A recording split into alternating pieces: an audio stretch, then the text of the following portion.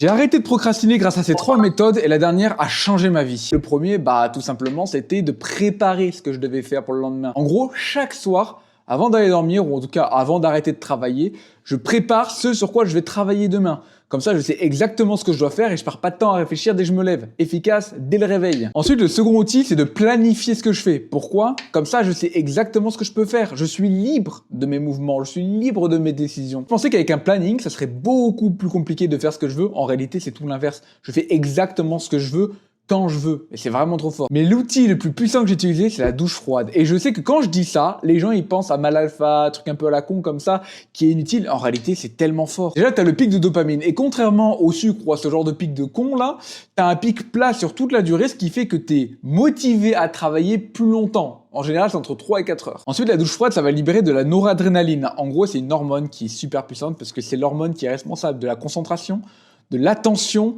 et du focus, tout simplement. Mais le plus puissant là-dedans, c'est qu'à chaque fois que tu prends une douche froide que t'as pas envie de faire, tu vas améliorer un muscle, le muscle de la volonté. En gros, tu as une partie dans le cerveau qui s'appelle l'anterior mid-cingulate cortex, à tes souhaits, qui est une partie qui, à chaque fois que tu fais un truc que t'as pas envie de faire, grandit et grossit. Donc, à chaque douche froide le matin, tu vas améliorer donc ta volonté, tu vas améliorer ta concentration, ta vigilance, ta motivation, et comme ça sur 4 heures.